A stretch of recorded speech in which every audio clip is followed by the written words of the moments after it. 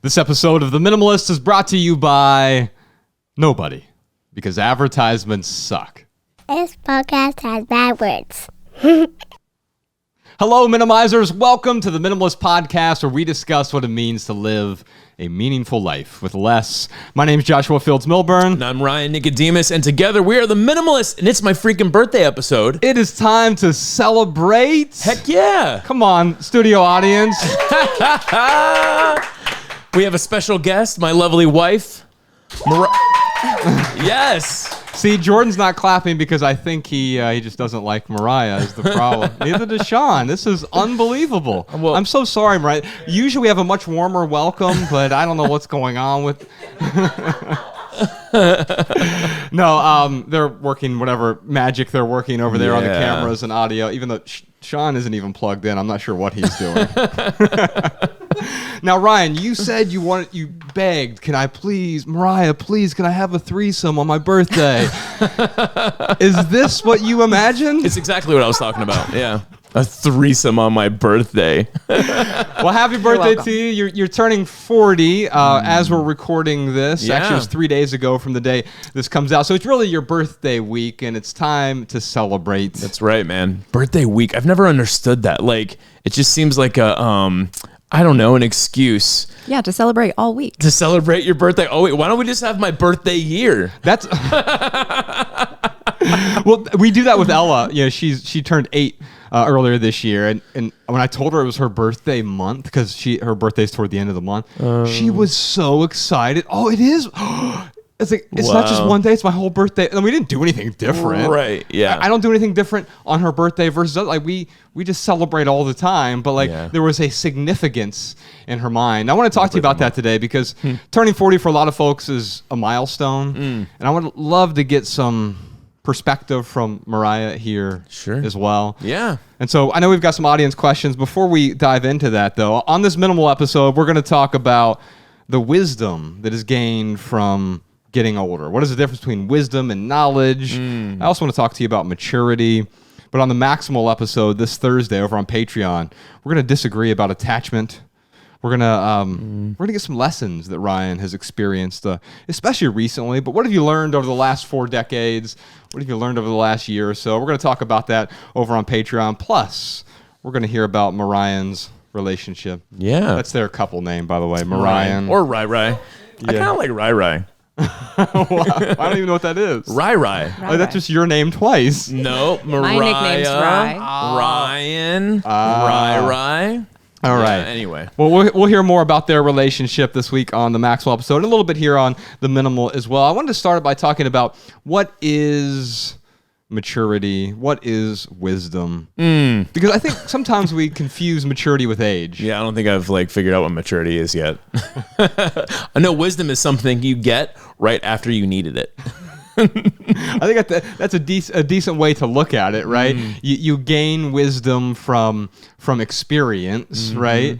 And so you don't have it going into experiencing the thing. Right. I put together some of my favorite quotes about wisdom, but before we get into that, I'd like to talk about maturity. And I've really understood, you and I know some people who are really young, who are mature. Yeah. Right? Yeah. But we also know some old people who aren't mature at all. And I think one of the key indicators of maturity is one's willingness to stop the blame. Now, that starts with blaming others, but also blaming our circumstances, blaming ourselves even. And we can take responsibility without pointing the finger or even pointing the finger back at myself. And I think the most mature people I know are never trying to offload or abdicate their responsibility onto other people. So you're positing that maturity is taking full responsibility for yourself, your life, your actions, rather than because I always look at maturity as I'm not going to make that butt joke. That's mature to not make that butt joke. But I love me a good butt joke. Yeah. What's fascinating about that is the jokes, the silliness, the childlike behavior. There's so much wisdom in children. Yeah. And don't we use that term pejoratively? You're being so childish. Yeah. But maybe that's a compliment, Yeah. right? So just say thank you if someone tells you you're acting childish. And children, when they're really young, they're not blaming anyone for anything. Now, Right. as soon as they start to get acculturated, they start to get programmed, and they don't want to take responsibility. They start acting like children in that respect.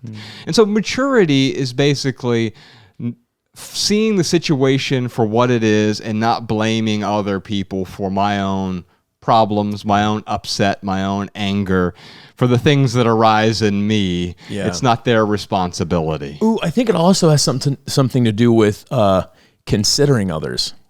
So taking people into consideration, because I think of like some immature people I know, they're not thinking about how their actions affect others. Yeah. And I mean, we're not responsible for other people's happiness or well-being, but we certainly have an influence over how someone feels. Yes. So yeah, I think there's an aspect of maturity there too, that you start to think about, how are my actions going to influence others? It moves from a sort of me mindset to a we mindset. And eventually, the people who are most mature, they know what they do and how they do it and how that will affect other people.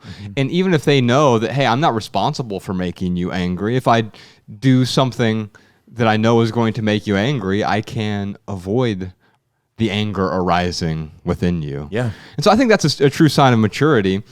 Mar, let's talk about wisdom, because you've been with Ryan for, man, how long has it been now? 2013. Yeah. So 8 years.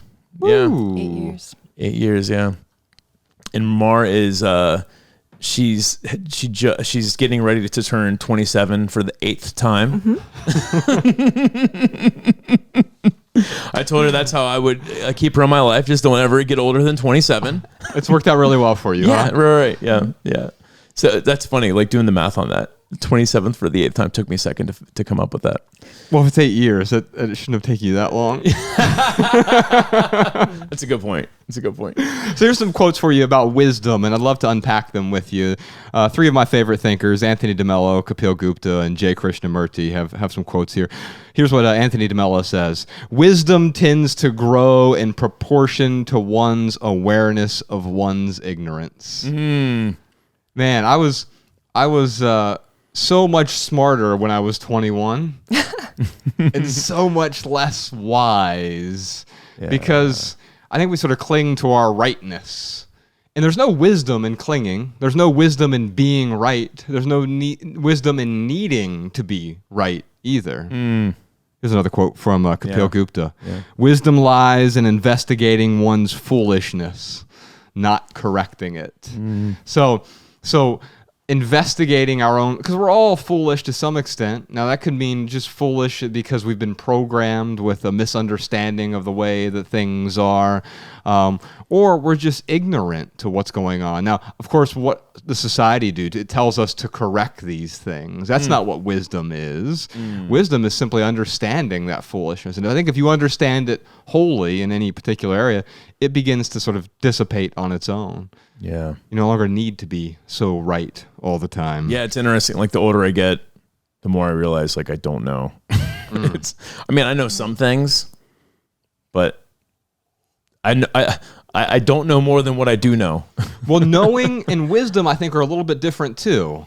Not in a definitional sense, but like, let's talk about what the difference. But because I think we use them interchangeably, and that's fine if we mean whatever we mean. That's not a big deal.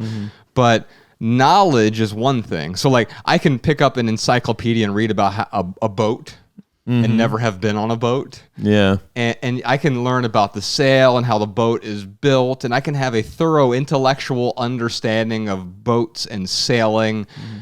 But wisdom comes from that first time I get seasickness. Yeah. You can't get that from the encyclopedia. It's true. And Absolutely. so there's something there about experience, immersive experience that brings us wisdom. And that's why I wanted to talk to you about this today, because you have 40 years of experience.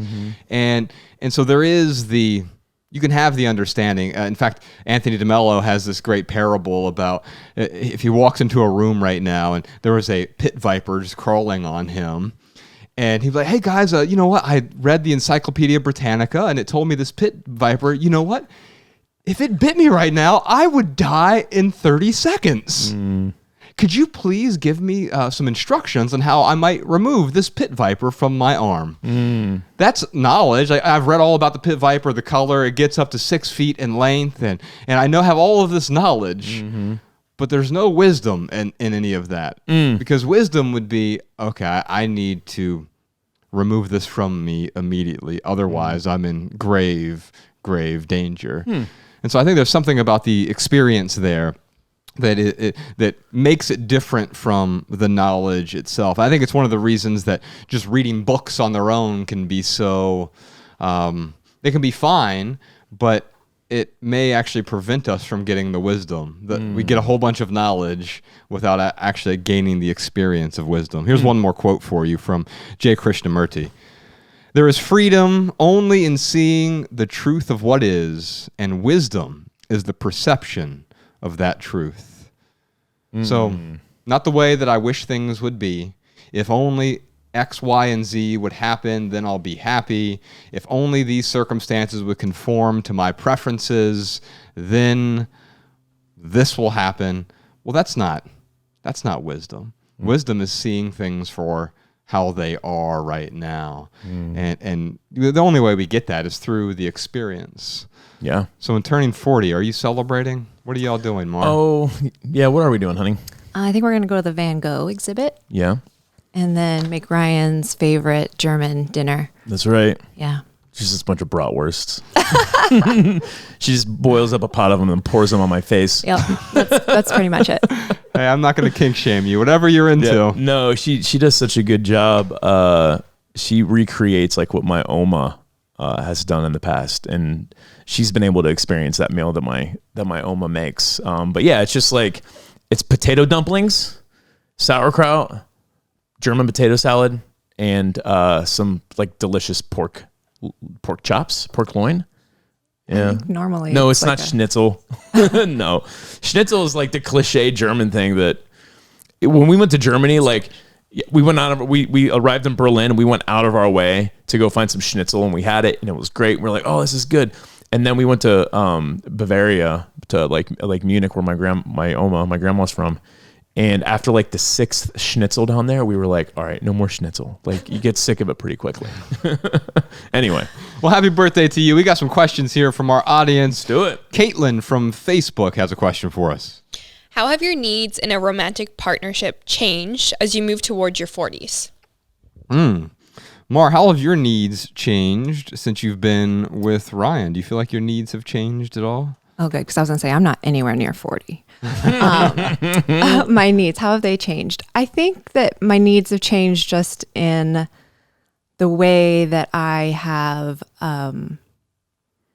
matured, if you will, and knowing that Ryan just augments and make my life better, but he's not responsible for any sort of happiness or the way that I feel in general. And so I'm responsible for that. And then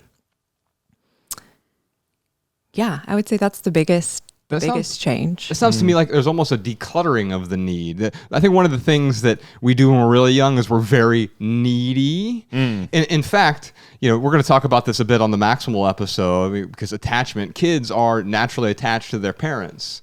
But then there is this period where we have this period in our teens, usually there's this period of rebellion. You went through it, I went through.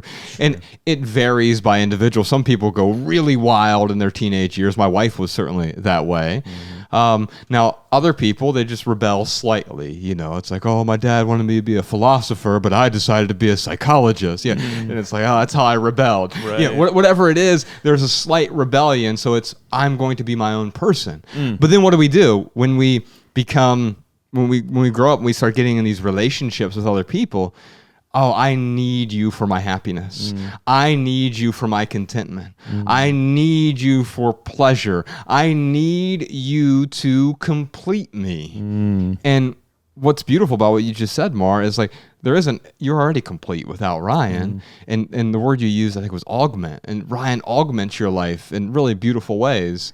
He might drive you crazy sometimes too. No, never. But even if he drives you crazy, or if he drives me crazy, that has something to do with our expectations. And an expectation is a type of need. It's needing some sort of outcome in the future. And so I think in a way, Ryan, by getting older, one of the things we do is by getting more wise, I should say, often correlates with getting older. We start to drop some of those superfluous needs in our lives. Yeah. Yeah, I'd agree with that. It's an interesting question because I'm trying to think like the biggest, just in general, things that have changed in the way I approach a romantic relationship over the last 40 years.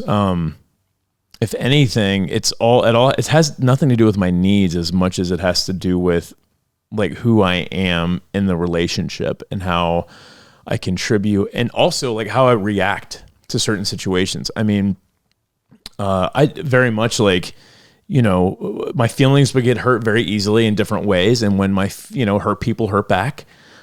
So I have had to like kind of recognize that in myself and not hurt back. Can you maybe talk a little bit more about that? Because I think that's really helpful for the audience who's listening, because what you're saying is in previous relationships, if someone hurt you because you had a particular need, you would then lash out at them in some way? Sure. I mean, whether it's like, someone, one of my partners would say something, I don't know, man, you don't do X, Y, or Z. And maybe it's true. And I can look at that and be like, oh, wow, they're right. Now I'm hurt.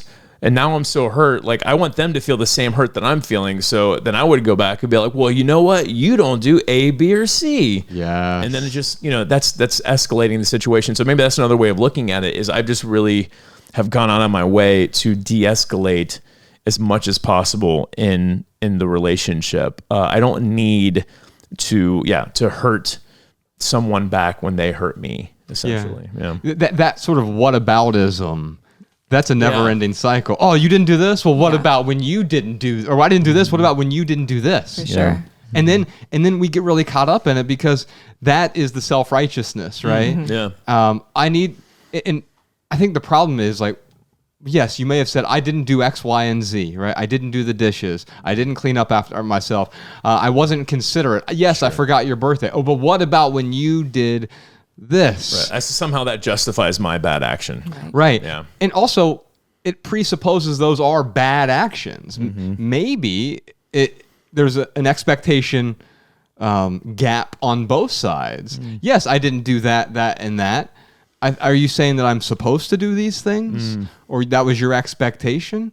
Yes, I can be sorry that I didn't meet your expectation, but your expectation has very little to do with me. It's an expectation of me in a way. Yeah. I feel like y'all have let go of many of those expectations. I've seen that between the two of you. Yeah. I think so. And I think one of the other biggest changes is, you said you react to a lot of things. And I know like most of my life, I've just been reacting to everything that happens. But I think one of the biggest growing moments is learning how to respond as opposed to react, and to be able to take what you say instead of just lashing out. Cause I know I was a big hurting back type person for a long time, of taking it, internalizing it, thinking about it, and responding as opposed to just lashing reacting. out. Yeah. That's a good. Yeah. You said reacting versus responding. Yeah. No, that's good. Yeah. One of the ways that I can kind of catch myself in those moments is like, I will try not to take offense. Like when someone hurts my feelings, the question I have to ask myself is like, if Mariah says something and hurts my feelings, which I can't think of the last time she's done that, but I got to ask myself like, oh, is she trying to hurt my feelings, or am I just responding to this in a way that she didn't intend, the context, she didn't intend that context. So that will help me to respond a little bit better than just reacting off of that hurt. I can kind of catch myself and really dive into like, what are they trying to mean? You do this with me all the time. Like I'll say something and Josh is like, no, I know you don't mean to be a jerk. So I'm not taking it that way. But what you said, I always say not terrible. Like, whenever Ryan compliments you on something, hey, that shirt doesn't look terrible on you. And he means it as like, that looks awesome. Right. But the way that it comes out, there's some programming there. Right. And I know what you mean by that. And so, the reason I will bring that up sometimes is because when you say it to other people, when I hear you say it to other people, I can see their faces sometimes, and they're like, "Did he just say it was kind of terrible?" Oh, yeah, I see. Yeah. Yeah. So anyway, I mean, questioning, or not questioning, but rather not questioning intent and just taking something for what it is. Helps me to respond a little bit better. That's actually one of the 4 agreements, not to take anything personally. Yes. Yeah. And I've found that I take everything personally and it causes me a lot of internal problems. Yeah. A lot of worry. Worrying is just praying for bad things to happen in the future. Yeah. You could tweet that podcast, John. The four agreements. Talk to us about, is that the book? That's the book, The 4 Agreements. Okay. And they actually do make a lot of sense. And like that one specifically, I think it's been super helpful. I actually just reread that book a couple weeks ago. And I think that was, for me, I was like, oh, that's huge. Don't take things so personal. Because you're right. Like you don't know what everyone's intent is. And 9 times out of 10, they're probably just focused on whatever is going on with them. And you're not really a factor in their 100%. process. Well, yeah, it's like when someone says something negative, especially a romantic partner, like it's going to feel worse than what it actually is, just because you have such a close relationship. But your partner, if they're saying something that maybe sounds negative, like you're right, like they're projecting a feeling that they have inside, and it's really, that negative comment is really about them. It's not about you. For sure. Yeah, and even a negative comment is just how one perceives it. There's no such thing as a negative comment. Sure. That in the sense that like, Ryan, your shirt is large. Mm-hmm. Like that's a fact, right? Yeah, it's sure. literally a large. Mm-hmm, mm-hmm. But like someone could perceive that 3 or 4, 750 different ways. Yeah, yeah. And so what I'm saying to you, or when you say when Mariah hurts my feelings, it's not possible for her to hurt your feelings. It's possible for me to interpret it as, oh, Mariah just hurt my feelings. But the true sign of maturity, as we talked about at the beginning of the episode, is saying what you just said, like, oh, that wasn't her intention to hurt my feelings. But even if it is her intention, in fact, especially if it was Mariah's intention to hurt my feelings would actually be less hurt, because then I just know, like, stay away from this person who wants to hurt my feelings. Right. That's like, that's how I look at, which I don't get a ton of them, but someone comes at me on Twitter or something. I'm just like, oh, like this person is intending to make me feel bad, which really just tells me that they're the ones who are really feeling bad. And I kind of can approach it from a more compassionate standpoint than a defensive standpoint. That's really helpful. We have a question here from Alexis in Galveston, Texas. What advice would you give to people who live with other people and they don't share the same views about minimalism?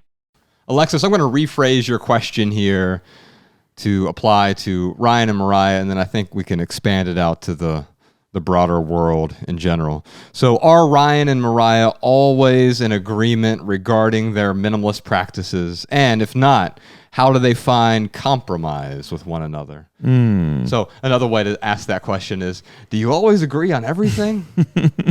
Mar? Of course not. Yeah, I was going to say, no, we probably don't agree on everything, but we're pretty well, we compromise really well. Like, I think we respect each other enough to take each other's preferences into consideration and do our best to respect those. Yeah.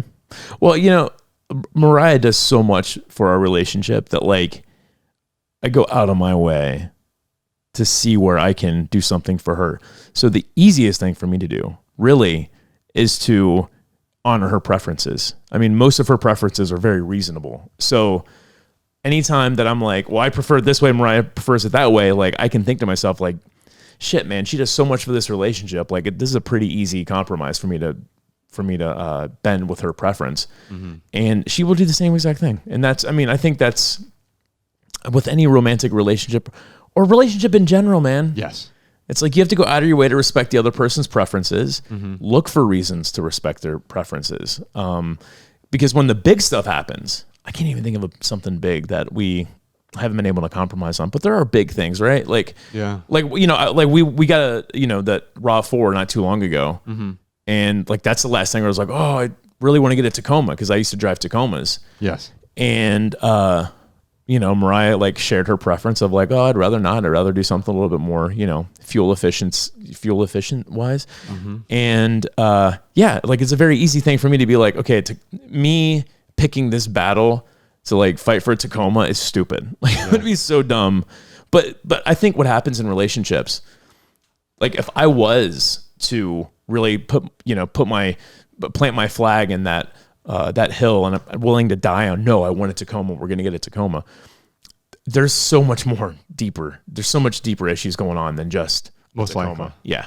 Yeah, I mean, I think what you're illuminating here is there's a difference between compromising your preferences and compromising your values. Yeah, for sure. Definitely. Now, for some reason, you really deeply valued owning a Toyota Tacoma, and you could articulate that to Mariah. I don't think it would have been a problem there either. Probably not. But you realize, like, oh, this is just a preference thing, right? And I'm willing to give up on this because I'm not really sacrificing a preference. What is your real preference? To have a vehicle to go where you need to go when you Right. need to go there. Yes. And the emblem on it doesn't really matter that much, right? No. Even the functionality doesn't really matter to you that much. Now, let's say that you valued it because you need to haul lumber every week. Well, that's a different thing, right? If it aids one of your values, you don't want to compromise your values for the relationship. Bex and I got into this recently on her podcast, How to Love, because I realized, like, oh, there are some things I've been compromising my values on in our relationship, and it was making me miserable. Yeah. In fact, we did this episode called "The Misery of Dependence." When we become dependent on someone, it can make us miserable. Dependent for our happiness, dependent for income, dependent on if we need the other person in any way. That's a type of expectation, and those expectations often make us miserable. And so, yes, we're all going to have different preferences, and I think we need to honor those preferences. If we don't honor them, then we're not being considerate, and that's a sign of immaturity. Like, if I'm not being considerate to Mariah, then am I really being the best version of myself? Yeah. But if I'm being too considerate, if I'm addicted to Bex, for example, if I'm addicted to making her happy, then all of a sudden I've started compromising my values and the person I want to be in order for an outcome for someone else. Here's the irony of that. I can't make Bex happy. You can't make Mariah happy. In the moment, it can feel like that, but it's up to her to respond however she wants to respond. And you can support her, but that doesn't mean you're going to get the outcome that you want within her necessarily. Yeah. Yeah, that's interesting. It's every time we talk about, the absolutes of you can't make someone happy or make them unhappy, and all these, like, I don't know why, but my brain goes to like these instances where it's like, yeah, of course, you can't, you're not responsible for someone else's happiness. But if I cheated on Mariah, then like I know that's going to create unhappiness within her. Okay. So yeah, I mean, it's not about making the other person happy, but it's about really getting clear on, what are the boundaries? I was going to say expectations, but boundaries is probably a better way to look at it. Like, what are the boundaries of the relationship? And just, getting clear on that. But I think the biggest lesson from this really is like, that I've learned is the more that I give to the relationship, the more I get from the relationship. Now, if I was with Mariah and like I was constantly bending on my preferences and she wasn't bending on any of her preferences, and it was this, that us box just really had all my actions in there, then I would have to look at that. Or vice versa. Yeah, of course. That's what happened to me and Colleen when I wrote about it in Everything That Remains, is I realized I stopped contributing to the us box in the middle of the relationship, but I was still taking from the us box. And now all of a sudden, I'm being parasitic. If I'm just taking, not giving. Now, it's not about giving. It's not quid pro quo. That's not what you're talking about at all. Of course not. I'm contributing 51%. She's only contributing 49%. And therefore, I'm 1% discontented. Yeah. It doesn't work like that. Yeah. It's giving what you can when you can give it, and there are different seasons in life. When my health problems were their worst back in 2019, I was barely able to contribute at all to the us box in my marriage. And so understanding that you can give what you can, when you start compromising your values, that's a problem. Well, why is it a problem? Quite often it's a problem because we don't know what our values are. So Alexis, I'm going to send you a copy of our book. It's called Love People, Use Things, because the opposite never works. There's a values worksheet in the book. In fact, there's an entire chapter in there about our relationship with our values. Ryan and I have identified these 4 different types of values. You have these foundational values, you have structural values, surface values, and the dangerous ones, the imaginary values. And that can be a Toyota Tacoma. It could be, oh, I really, really value this. I'm willing to sacrifice everything, all of my relationships and the people I care about, just so I can get that pickup truck that I really want. Man, that's a good observation, because I'm imagining there are a lot of couples out there who are having very tumultuous relationships because they're planting their flag in the imaginary values hill. Yeah. And not realizing, again, if someone's in that relationship, there's something so much deeper going on than a Tacoma. That's right. Yeah. Now, Tacoma for you, it could be a surface value, Sure, where it's a preference. That's really how I look at surface values. And those things change all the time. That's the cool thing about surface values. It's like the surface of your house. You might paint a new coat on the wall. You could change the siding on the house, and all of a sudden it completely changes.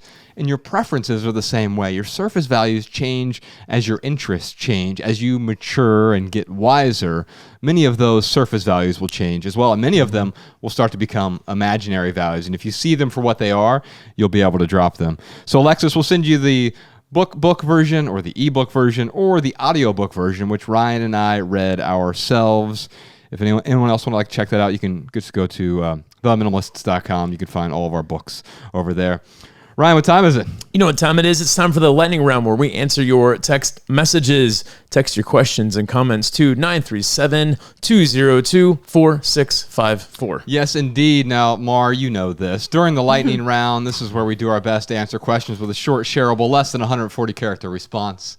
We put the text to these minimal maxims in the show notes so you can copy and share our pithy answers on social media. And now you can find all of our minimal maxims in one place, thanks to our good friend Jessica Lynn Williams, minimalmaxims.com. We got a question here from Ari. How do you find equilibrium in your relationship when an individual is on their minimalist journey, but their partner is not? There's some interesting words in this question. So individual and partner and also a relationship. So in the truest sense, a relationship is not a real thing. It's a concept. It's how two people get along or interact with each other, right? So it's not this separate thing, although we can look at that conceptually. So here's my pithy answer. I want to talk about it. So I just took an old phrase and reworked it. Here's my pithy answer. It takes two to tangle. Heyo. I see what you did there. So if something is complex, it just means two or more things are interwoven together. And so that's the Latin root of it. To interweave is complex. And so we quite often get really tangled up with the person we love. But what tangles us? It's almost always our desire for something to happen in the future. We're never tangled. Think about the most precious times in your relationship. The times that were most joyous, most fun, most loving.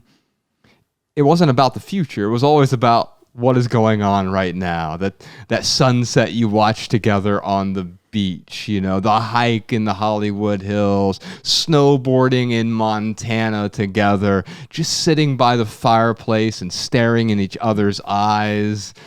There is this moment where there isn't something on the horizon for you. It's all unfolding in front of you right now. There's no tangling of the two of you. It's just the two of you. You're present. You're there. And that's love. There's no expectation. And there's really no attachment either. Attachment has to do with the future as well. And we pick up those attachments all the time. I'm not saying attachments are wrong. You shouldn't have attachments. We'll talk about that on the Maximal episode as well. But the tangling, what happens when we get tangled? Well, we start to lose our individuality, right? And that's the thing I was talking to Bex about. When I started compromising my values, I became tangled with, it wasn't even her expectations. It was what I thought she wanted. And don't we do that sometimes? Like, oh, he'll be happy, she'll be happy, they will be happy if I just do these three things. Of course, that never works, not long term. It extinguishes some sort of immediate discontent, but then new expectations always arise from that. Yeah. I think it's unfortunate that Ari, there's something going on where, someone is saying, my minimalist journey can't be complete unless my partner's minimalist journey is also in the process of being completed. Yeah. And that is, I don't know, it's just unfortunate because I don't have to have, Mariah does not have to have the same preferences as me or the same lifestyle. I mean, I love Mariah for who she is. She loves me for who I am. So never would I be like, oh, I would be healthier if you X. Yes. I mean, that's just kind of that's the blame. Yeah, it's the blame. And it's not that, it doesn't mean that Ari's wrong here or the feelings are wrong, but these feelings do arise. The question is like, how do we process these feelings? So my pithy answer is compliance is not a prerequisite for love. So another way to say that is their journey is not my journey. Mm-hmm. And that's where we get caught up a lot. When I hear people talk, like, when we were in Denver and that poor guy, his wife gets up to the microphone and she starts like basically ragging him for the garage and how can I get him to do this? And how can I help him understand? How can I convince him? She said. Yeah. How can I convince him? And it's like, there's no convincing. Like if you love your husband, and they did, there was a lot of love in that relationship I could see. Mm-hmm. It's like love is not convincing someone. Love is accepting someone for who they are. And it's about, it's about finding a common ground with each other. So, like if Mariah wanted to take a room and just have it filled with clutter, mm-hmm. I mean, it's not my preference, but like, I'd be like, all right, fine. I mean, dude, when we first met, how many pairs of shoes did you have when we first met? I think it's really cute because you used to always say I had 30 pairs of shoes when we first met, but it was like 130 pairs. I was trying to be nice. Oh, she did too. But the reason you were trying to be nice is what you were saying is in your mind, 130 is bad. There's nothing wrong with having 130 pairs of shoes. Yeah. Like there's nothing morally wrong about it, right? If that's your preference, it's your preference. If you want to have a mausoleum of shoes, mm-hmm. that's fine. Yeah, I'm kidding about being nice. Really, what it was is my mind, I could only picture 30 pairs. Right. Not realizing that was a really big number for him, pairs of shoes. Right, have. For me, yeah, not realizing it was 130 pair. Ryan has half a pair of shoes. Right, exactly. Right. If you call them shoes. Oh, man. Well, Ryan, let's just expand on this a little bit before we wrap this up here. Yeah. So the question here, and I think you really illuminated that, the problem with the question is there's a question beneath this question. Mm-hmm. How do I find equilibrium in my relationship when I'm not on the same journey as my partner? This question presupposes that I'm supposed to be on the same exact journey. I'm supposed to be perfectly aligned, simpatico, with the other person all of the time. But that's not what makes a relationship interesting or fun or loving. Mm-hmm. In fact, when that lady, the thing that I talked to her about in Denver, when she came up to the mic and she said, how do I convince him to get rid of the clutter in his garage? And what I wanted to explain to her in that moment is to convince him is to unlove him. In fact, I think that's what I said to her. Yeah. And so anytime we try to convince someone that our viewpoint is singularly right, we've put up a barrier to love. We're now missing out on the love that is right there in you, happening all the time. And we put up these barriers because we think you should behave this way. You should behave this way. You and you should behave this way. And that's how you're going to get my like, my love, my applause, whatever it is. Mm-hmm. That's how you know that I care about you if we're always on the same page. Well, you don't have to be on the same page. Right. I think about like different journeys you're on, Mariah, with like your art, with even the environmental stuff. And you don't pressure me to follow along with you in those journeys. So I don't know. Do you have anything to add to how you can separate your journey from my journey? Because you really she's never like, we should do this, we should do that. I try not to be too prescriptive, but I would say that even if you were to be on the same minimalist journey, your perspective and experience would be completely different than the other person's. That's so right. Even if you're trying to be on the same journey, you're never going to be on the same journey. So there's no point in really trying to be on the same journey. I think it's about being on your own journey and finding the people around you who can support you and love you through that journey. And maybe ideally, I think if you have a partner that maybe you're on your own separate journeys, but maybe you're moving in the same direction or yes. trying you're playing on the same team in a way. Yeah, exactly. So it's like, I'm on my own journey, you're on your own journey.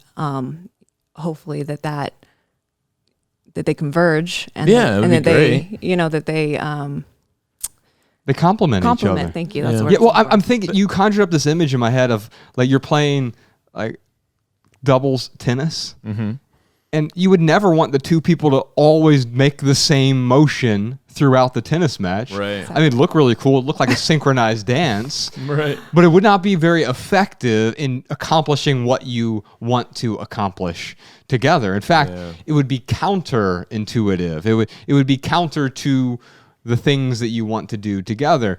It's not complementing each other if you're doing the same exact thing on the same journey throughout. You don't want the same exact behaviors all the time. Yeah, it made me think how you could be on this, even if you were on the same journey, you're on two different roads. You're on two different paths. Yeah. So, even if Ari could convince their partner to be a minimalist, they're going to be in two separate, like you said, two separate journeys or two separate roads. Another thing it made me think of was like support is more effective than coercion. For sure. Yeah. And so I think the equilibrium comes when you can recognize the path that your partner's on and respect it and support them. And if it's a path that you are really like can't get behind, then maybe that's not the partnership for you. Amen. Yeah. Man, we got so much more to talk about. But first, Emma, the immigrant, what do you have for us? Here are some voicemail comments and insights from our listeners. Hello, Josh and Ryan. My name is Mandy Bender. I am calling from Lincoln, Nebraska. I'm calling today because I have a great solution for what to do with an old wedding dress, especially if it's kind of outdated and not likely to be worn again. The hospitals in my area have a wonderful program. They have volunteers who take old wedding dresses and make burial gowns for infants. I think this is a great way to honor these children, and I know it is something the families mourning the loss of a child will find value in. Hi, this is Jessie Hazelwood in Austin, Texas, and I was listening to the podcast and a woman commented about what's next. I've decluttered and now what's next? And I think that I've experienced some of the anxiety that I heard in her voice about, okay, now what? And I think that I personally still feel the need to veg out and not work, but at the same time, I will go and check my email, and now that is a joy to me because I've cleaned it out, and the emails that I'm getting are telling me that I've got a new podcast, or it's my favorite shopping site. I really like fashion and researching fashion, and but I get to sit down and enjoy that and not worry about, oh, this isn't clean, my house is cluttered, and I need to get up and do something and have that extra layer of anxiety on top. And then also playing my guitar, when I'm playing it, I'm not worried about all the things that I need to do. I can actually sit down and enjoy doing the things that I want and finding joy in my life. All right, Ryan, I want to talk to you about the hedonic treadmill in a second. But first, we have to thank your wife for joining us today. Yes. Big thanks to Mariah Coombe Schneeberger Nicodemus. Isn't she lovely? No, we haven't gotten to the added value segment yet, Ryan. My fault. We'll get there. By the way, last week we had Mel Robbins on the podcast, The High Five Habit, and I realized why I haven't been excited to do it because I'm real OCD and there's smudges all over my mirror now. It's funny because she brings that up in her book where she's like, I know you're worried about smudges. Trust me, it's worth the smudges. Well, I just have an extra, window cleaner, glass cleaner there in the bathroom now, and I'll high five the mirror and immediately just clean it off real quick. And so it's the best of both worlds. Nice. I can maintain my composure, my sanity, and also love myself a little bit more. And you can clean as you go. Anyway, this week, this Thursday, Mariah is going to join us for a long-form conversation over on Patreon. That's the Minimalists private podcast, patreon.com/theminimalists. But first, Ryan, I want to talk to you about the hedonic treadmill. So you and I have been touring a lot over the last 10 years. Yes. 11 years. So this is our 10th tour. We're actually right in the middle of it right now. 10 tours in 11 years. It's the Love People Use Things tour. We're doing 20 cities throughout the United States and Canada. And we were talking while we were on the road this last trip. We were out in, where the heck were we? Orlando. Yeah. And we were in Atlanta, Oh my Nashville. gosh. Atlanta was such an amazing tour stop. Yeah, it was great. By the way, all these tour stops, if you can't attend any of them, if you want to, great. But if you can't, they're all going to be available on Patreon as we release those in the coming weeks and months. But as we were touring, Ryan, we stayed in St. Petersburg, Florida, because we have a coffee shop there. Yeah. We show up at the hotel, and it's a really nice hotel. It's a True by Hilton. Very nice. Brand new. Yeah. Yeah. And I'm like, I just noticed like the first time I get in, like, oh, this room's kind of small. And oh, this isn't as good as the Hilton Garden Inn we stayed at 3 weeks ago or whatever. No, man. It's never enough. I mean, I have to remind myself when I get in that state of how at one point Colin and me had to share a king-size bed. There was, you're right. There was one night the three of us shared a futon. Oh, that's right, in Austin. Yeah, Yeah, we were in Austin, Texas, and so, but there were also nights, plenty of nights, Ryan, where we slept in your Toyota Corolla, and we would have begged to be in a room like that. And so, this is a cautionary tale for everyone. Even the minimalists are not immune to the hedonic treadmill. As soon as you become accustomed to something and become very comfortable with it, then as soon as you remove that thing from your life, it's like, oh, wait a minute, but this isn't as good. And this is when we talk about comparison being the thief of our joy. Yeah. It's really the thief of our contentment.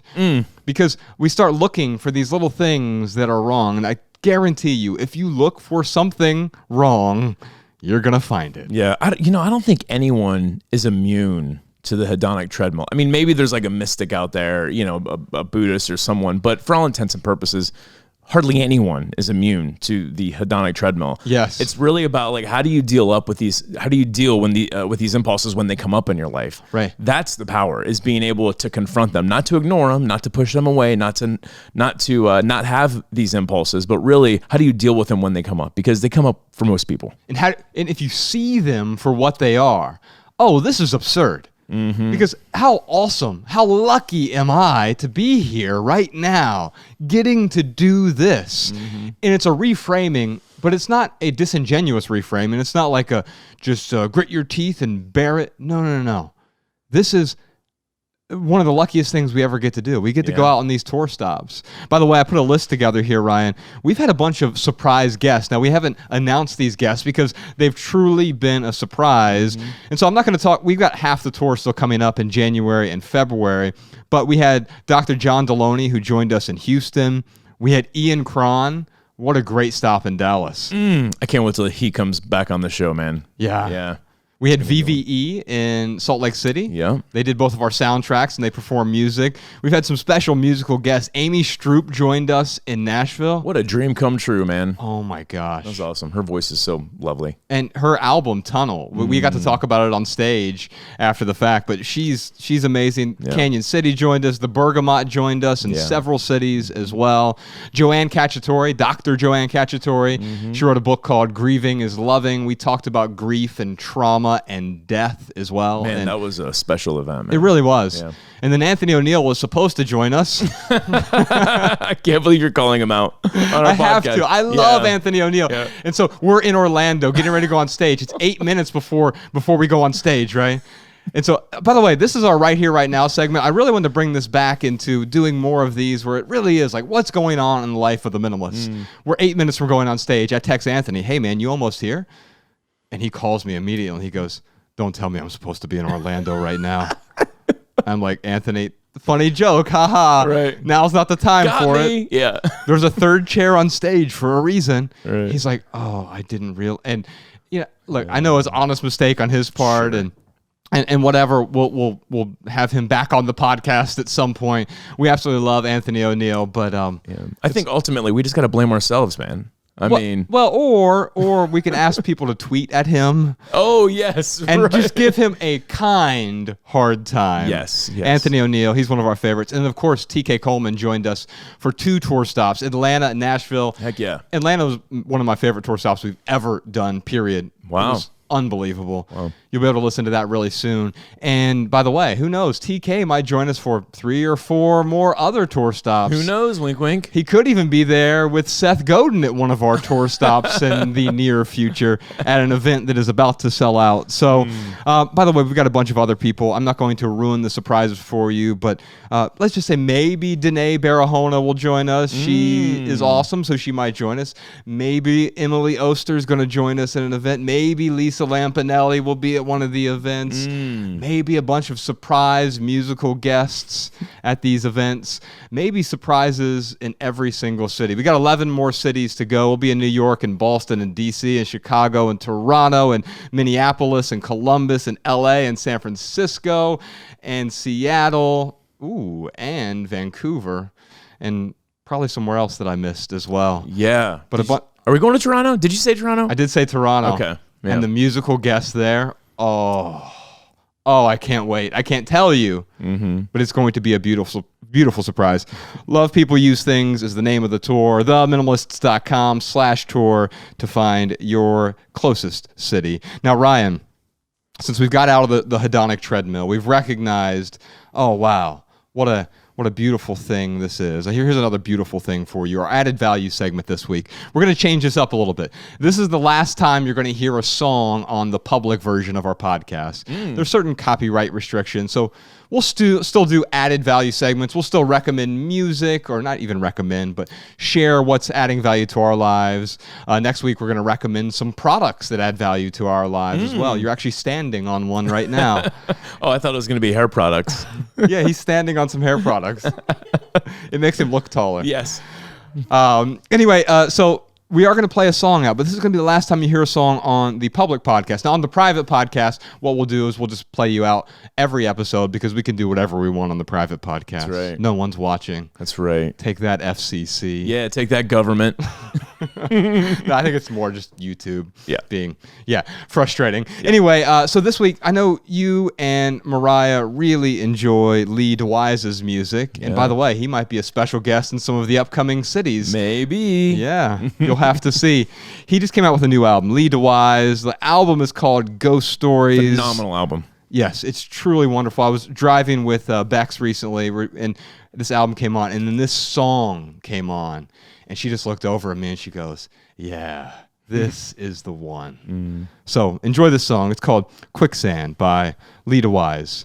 By the way, we have a bunch more surprise questions this week, Ryan. Like, why do some people cling to toxic jobs or work environments? How did Ryan and Mariah navigate moving in together when it came to both of their material possessions? And what has been Ryan's greatest takeaway from the past 10 years now that he is turning 40? Let's look back at his 30s and find the biggest takeaway, plus a million other questions for Mariah and the Minimalists. And if you want to hear all that, check out the Minimalist private podcast this week. Visit patreon.com/the Minimalist to subscribe and get your personal link so that our private podcast plays in your favorite podcast app. It's a completely separate podcast every single Thursday. By the way, you'll also gain immediate access to hundreds of hours of private archives, recordings of our live events, monthly Ask the Minimalist Anything sessions, and our private community of thousands of open-minded minimizers just like you.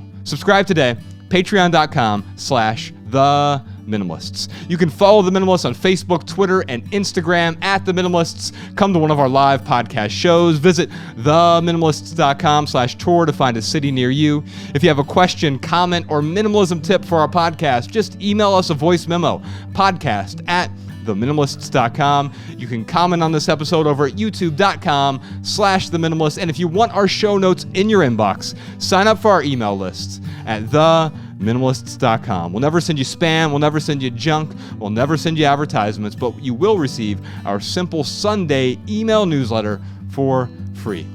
And if you leave here today with just one message, let it be this: love people and use things, because the opposite never works. Thanks for listening, y'all. We'll see you next time. Every little thing you think that you need, every little thing you think that you need, every little thing that that's just feeding your greed. Oh, I bet that you'd be fine without it.